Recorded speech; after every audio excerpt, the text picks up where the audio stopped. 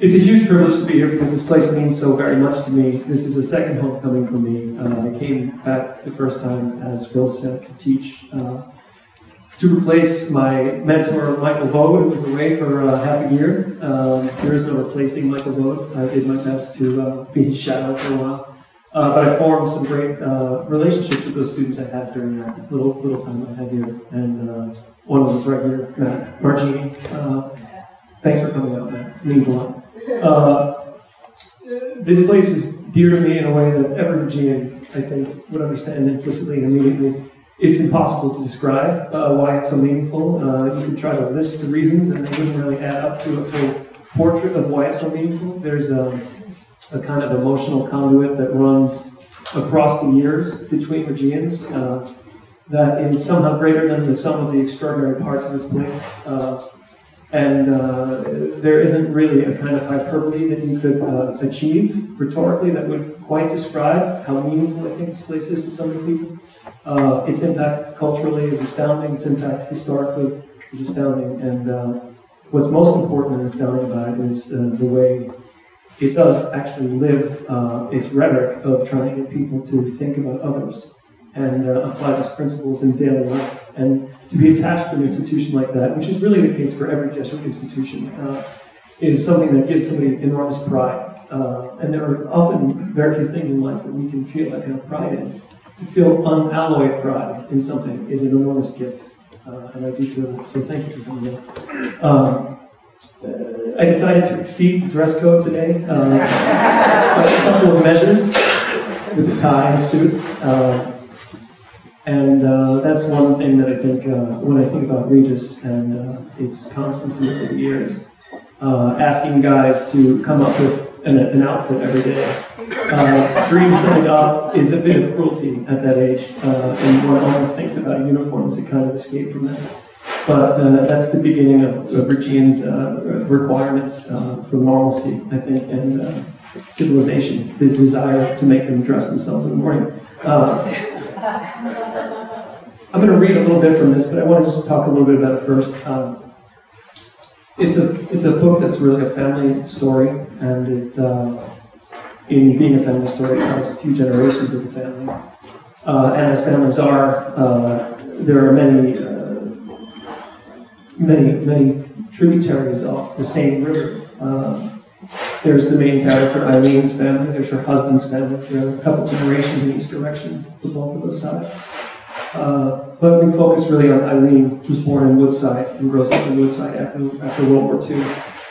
We follow her through her life as we watch her achieve a position in society that's greater than the one she has to begin with, and pursue a dream of psychic comfort and security and settledness that is elusive for her from her early years as a function of her growing up in a relatively tumultuous home, which is implicit in her name, Tumulty. There's always available drama in her home, and what she wants more than anything is, I think, for things to stay in place and be calm and be secure and comfortable. And that changes over time into a desire for a different kind of comfort.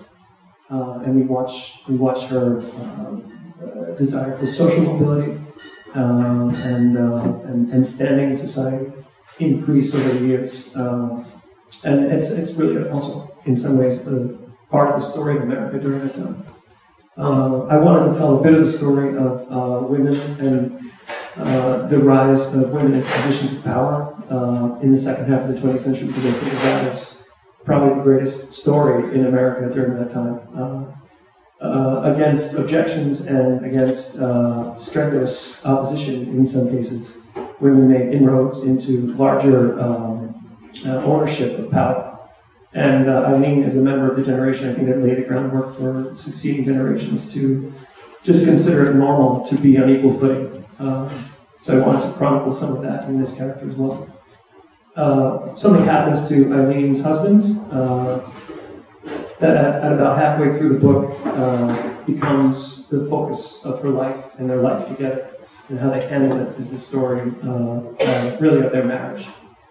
So I don't want to give that away. And maybe if we decide to talk about that, we can just talk about that. And I'll let you decide if I'm going to talk about that or not. It's not quite a spoiler, but there's a way in which the marketing materials avoided talking about what this illness is that happens to Ed, because they wrote it around the idea of kind of surprise. Eileen is a professional nurse and should, in theory, be able to see this more quickly than she does. But I think, as people do, she buries her head in the sand about what's happening to her husband because she's so desperate for it not to be the case. Regis appears in this book, and I made the decision for Regis to be in the book explicitly. I talked about this earlier when I met with the guys here.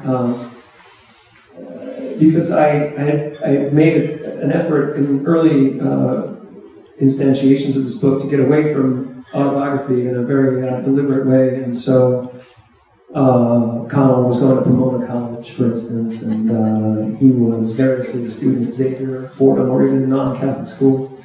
And it occurred to me that for this boy to go to Regis, this son of this woman would be significant in a way that would be thematic and important. And the available material was actually the most appropriate material. And I just decided to go with that as really an outgrowth of what the book was asking for. And in many ways, a lot of the lingering autobiographical material in this book is that which felt necessary to this particular story. My mother, for instance, is a nurse, and I had Eileen doing all sorts of other things. Because I did want to get away from originally autobiographical impulses. And then it occurred to me that this job of all jobs was the one that made sense for this character, that it was an inroads into white-collar existence, an administrative job, and it was really what was made available to women in her position who were not of the gentry, who weren't likely to go to med school or law school. And so there was a kind of dovetailing with historical expectations and, my life and the proximate material that I had that at times just felt eventually like something very freeing and a great relief rather than what it was at the beginning, which was something that hamstrung me. So, we can talk about that when we get to the questions and answers. But I'll just read two very short sections. Eileen grows up as the daughter of basically the mayor of her town. He is a local fixer. He is a father confessor at the bar. He's a quasi-mythical figure, and he's the driver of a beer truck and a part-time bartender. And she is a beautiful girl who is surrounded by men like her father, and is really waiting for something different. She's not sure quite what it is, but she wants something else. She meets Ed, who is a research scientist, and they're set up, and she finds, to her surprise, that this is the guy for her, and they get married. This is a few years into their marriage. I should say at the outset that Eileen's mother slips into terrible alcoholism after a miscarriage and its attendant difficulties. And even in the middle of her really ruinous drinking, she manages to bring her daughter one Christmas to see the windows on Fifth Avenue. And this sticks with Eileen as a kind of rosebud for her, almost a touch of humanity and a touch of comfort and grace in the middle of difficulty, and she remembers it forever. So that informs the scene. In December of 1970, she headed to the city with Ed to see the window displays on Fifth Avenue. She was excited to see them, despite how corrosively ironic Ed had been about them the year before, when at one point in his Jeremiah, he called them, quote, altars to consumer excess.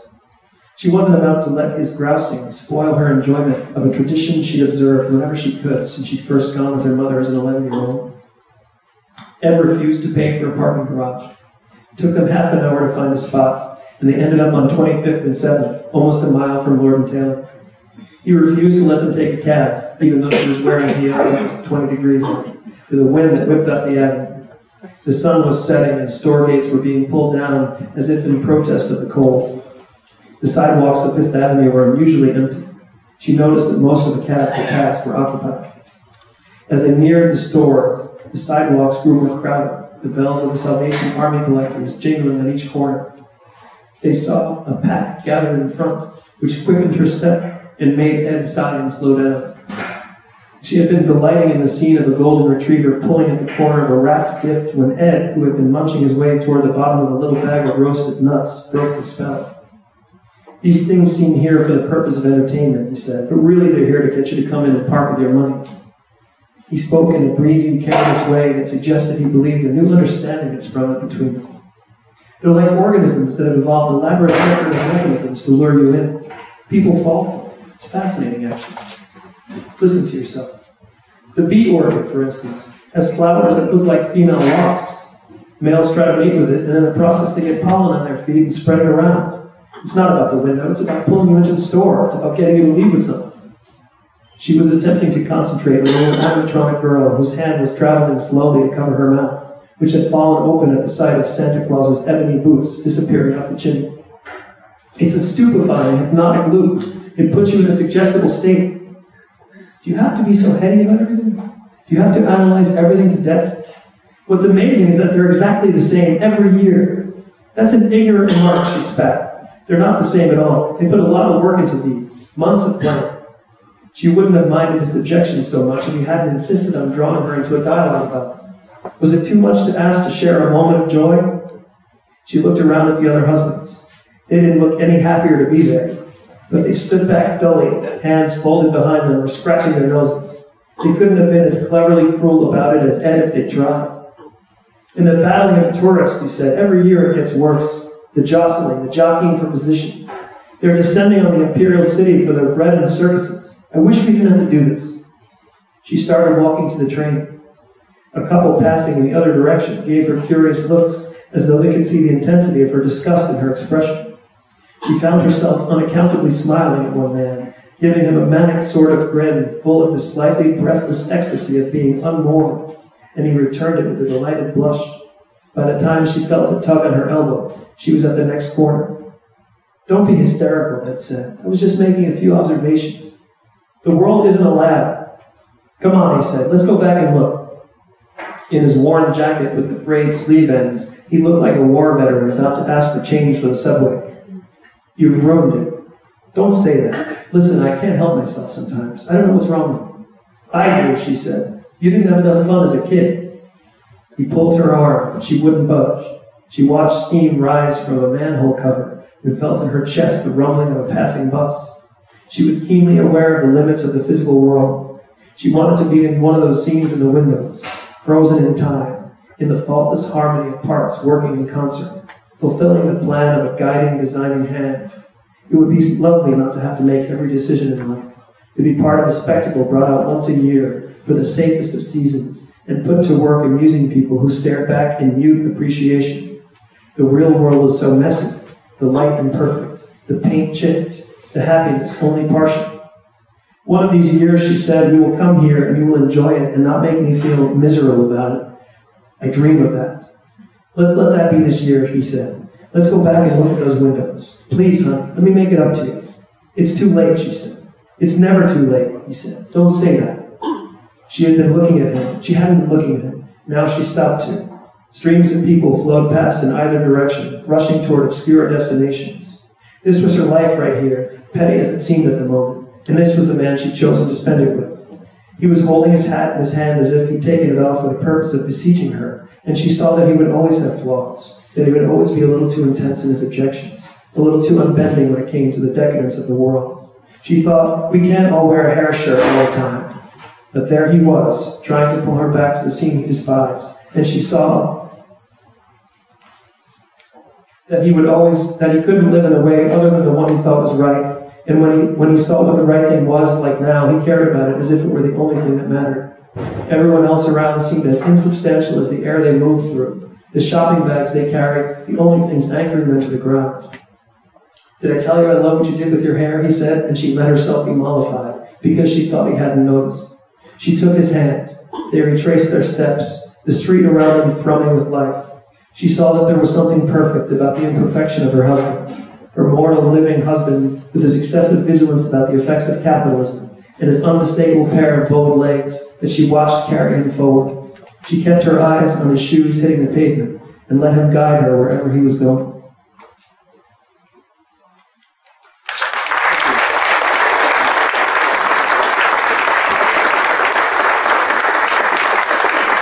I kind of read that because it gives you a sense of the relationship between these two. There is a push-pull between them, even long before anything happens like the bomb that goes off in their life. And I think that push-pull is really, in many ways, the story of most relationships. There's an outcome at the end here that is very positive. But there's some compromises to get there. She decides to accept him for what he is at that moment, and that is a compromise. But she also, in the doing of that, sees how much she loves him, and relationship in general, I think, strikes everybody as an attempt at perfecting the imperfectible, and an attempt at finding a way to eliminate the divide that is inherent between people. These guys, the people in this couple, are facing challenges long before they're facing major challenges. And I was interested in writing about a couple in a relationship. It's part of what this book means to me, and how they function as a family as they expand. It's a little family. Colin is their only child. She experiences miscarriage just the way her mother did. And it plays against the type of a large Irish family. And a cliche of that, the presumption that these families have 8 or 9 or 10 people. As I've met people over time on tour and at events, I've learned just really how many small families there were like this. And people don't like to be thought of in the aggregate in any way. Cliches and stereotypes obviously are frustrating. The idea that an Irish family can only contain 10 people for it to be sufficiently large is sort of a fascinating one. But the fact that there is only one child in this family actually plays out in a way that I think becomes psychologically relevant because of how much pressure is put on this child. I didn't face that personally. I have a sibling, and writing about an only child was something for me of a kind of psychological research in a way, a little bit of investigation of the psychology of that. But I wanted to isolate this character to put a little more pressure on him. The kind of pressure I think that his mother faced as an only child herself.